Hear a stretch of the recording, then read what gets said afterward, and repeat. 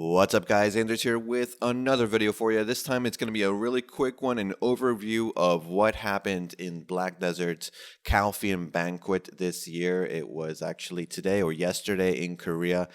We did not have a stream as far as I know, so this is all coming from Inven Global, usually a Korean website that covers gaming. I'm sure they'll translate this into English soon enough, but we're going to be using Google Chrome to find out what exactly is in store for Black Desert Online in 2020. So this is the banquet. They actually had a banquet for the Calpheon Banquet. Very, very smart. The president talking about the game as usual. Nothing really that interesting here, but the first new thing that they revealed was this new island called Papua Crinea. As far as we can tell, it's called Papua Crinea. It's one of the islands in the ocean for the Ocean Part 2 content expansion that is still not in our version of the game. In test server, I'll make a video about it, but there is one new island that just came out for test server, and we'll go over that. It's called Neptune Island. So this new island will be called Papua Crinea, and it goes into the whole rivalry between the Papu, the little blue things, and the Creo, the little otter people. You listen to their favors and help them survive. It's a bit different from the existing Papu and Creo, according to this little article. So you have to rebuild your knowledge and experience completely new content, never before seen. I don't know what they mean by that, but usually it is tied to bartering and the whole ship system that we have in place. Maybe that is why I've come to believe that bartering has been nerfed so much, is because in addition to these contents, it would be too powerful.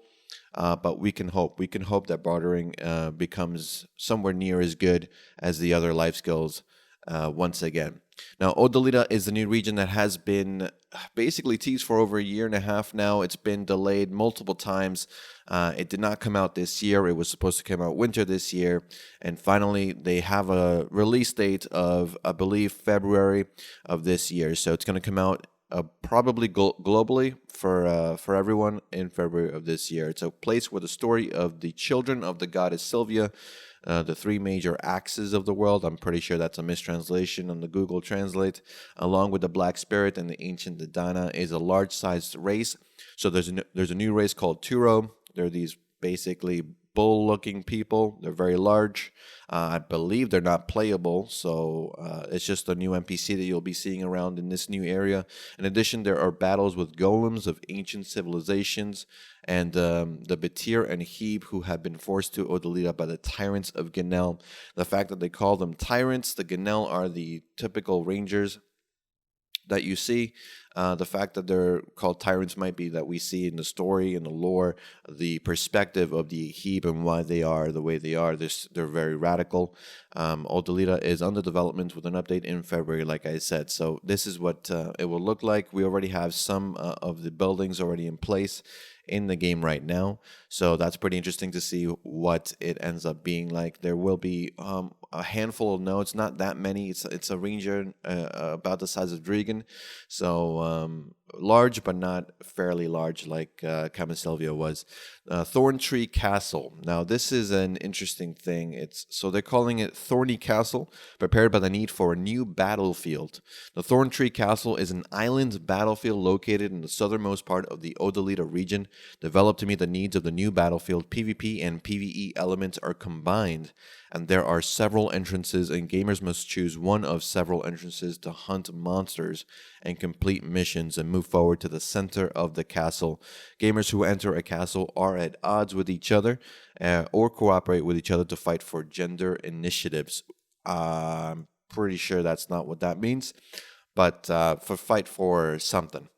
The objectives. The Thorn Tree Castle will continue after the Odalita update, so after February will we get this. This is what I believe they called the new Red Battlefield. So it is a form of Red Battlefield where it's not just killing each other, but there are objectives, there are monsters you need to kill. It should be interesting. It should add a layer of interest into that whole matchmaking system that they've been working on from Red Battlefield. So hopefully it's all implemented well. We shall see. It looks interesting to me. PvP and PvE elements. That's a good thing.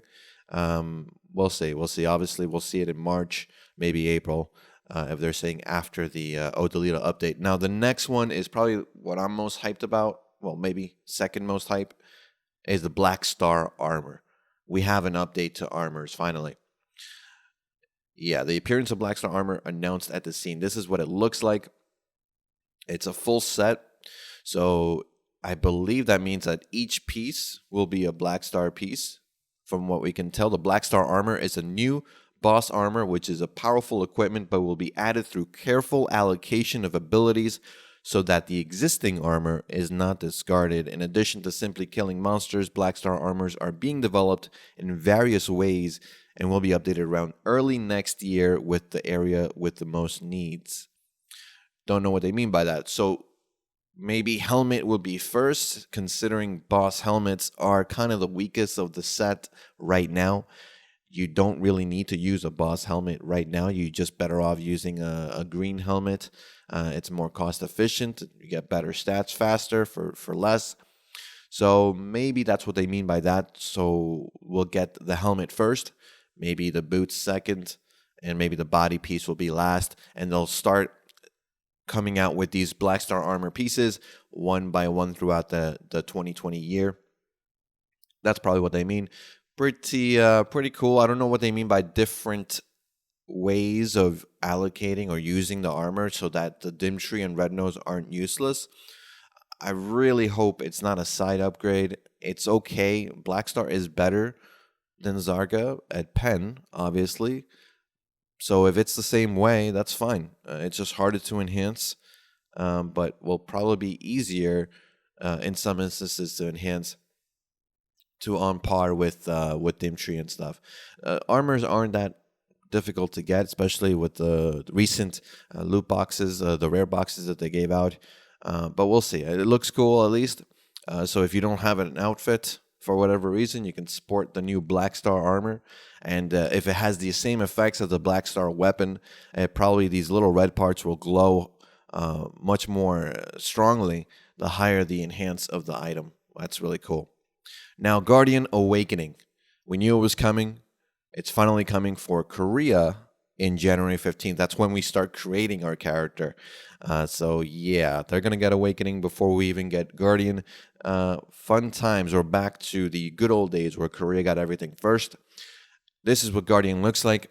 She has what seems to be we saw the leaks to be a pole arm. This could be a pole arm or it could be a two-handed axe. It looks very, very similar to an axe. We shall see what that means. That means her. A lot of people were maybe suggesting that her awakening was going to be something like Mewa and Musa because of the polearm leak that would make her very quick. Right now, what's wrong with Guardian is that she's too slow and her animations are very slow. So it feels sometimes very bad to play in certain areas. So it depends. I don't think that they're going to go that way. They seem to really be into the whole notion of Guardian being this slow, impactful class, and that's what they're going to go with. So being a two-handed axe, Awakening makes sense to me, and will probably be pretty cool to see. This is a crazy good-looking Awakening weapon. My God. So let's Guardian Awakening. She gains a little bit of clothing. Good for her. She gets a cape. That's good for her. And that's pretty much it on that. Black. This just says black. They're thinking about the codes of preserving effort and reducing the gap. He's considering ways to lower the hurdles of new users and preserve the efforts of existing users. So he's trying to figure out a way how to help new players catch up, but how to not make them catch up to the point where veteran players feel slighted. I mean, we worked so hard to get whatever pen dandelions. Now new players getting pen dandelions so easy. That's what the mentality they're going for here. So thinking about a new season of Black Desert, and is planning to make it easier for new users to enter the game while maintaining the efforts of existing users. It's gonna be released this winter, but the exact schedule has not been released. New season of Black Desert. What does that mean? Is that like a, Destiny? I remember had seasons. Don't know what they mean by that. I feel like a new season, that might be a mistranslation, but this winter, so either in the next month or so, we'll see something, or at the end of the year next year. Either way, there's not much information. When they talk about these vague things, take that with a grain of salt, guys, because we still are waiting on this whole mechanic from last year where they talked about where your alts will be sent away to do missions for you while they're offline, while you play your main character. And then they bring back goods for you, like workers, but they can also grind for you. They can also gather for you, things like this. That was never implemented. To this day, they never talked about it ever again. No one ever even mentioned it or asked questions about it either. So I guess they said, okay, no one really cares about that. We'll just move on. That happens a lot. Another example I can give you is life skills. We were supposed to get a climbing life skill 2 years ago. It was announced, I want to say. And also an art life skill where you could create art, pottery, artwork, and then you can sell it on the market to make money. And that was all scrapped as well. So again, this whole new season stuff, when you see things that are not hard, they don't have things for it. We have the Guardian Awakening, that's obviously coming. Blackstar armor, they even have the model for it, that's obviously coming.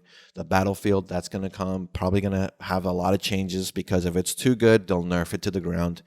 The region, obviously, they've been working on for a long time. The Papua Crinea, we know it's coming because they just added the new Neptune Island and test server. But this whole new season of Black Desert thing, I'm skeptical. I have to say I'm skeptical. And after the announcement, the site provided a variety of gifts, including consumable items that can be increased up to 250% by overlapping with 100% of existing item acquisition probability, followed by free talks and blah, blah, blah. So a bunch of free stuff was given. Look at all these props: the scythe for Sork, the axe for Berserker, the ranger bow. Pretty cool stuff. And that's pretty much it for the banquet, for the Calpheon banquet of 2019.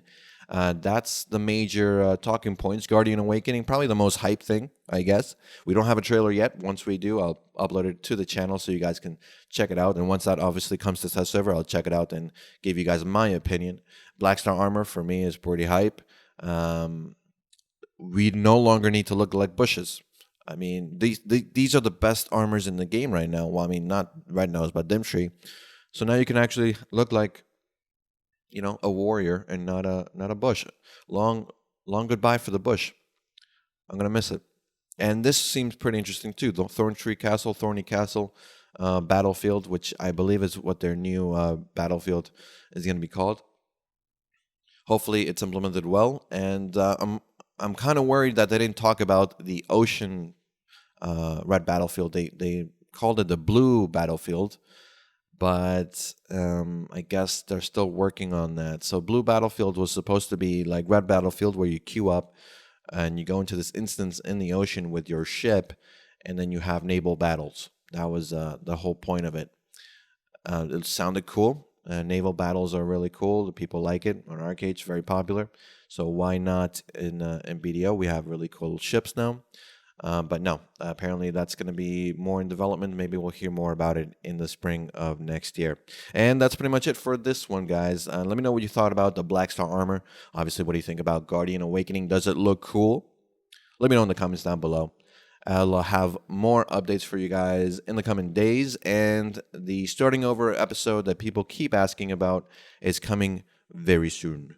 A 1-year anniversary for that series. So I will be making a video showing you my progress on the EU servers. So stay tuned for that. As always, guys, thanks for watching. Thanks for listening. I'll see you all in the next one. Take care.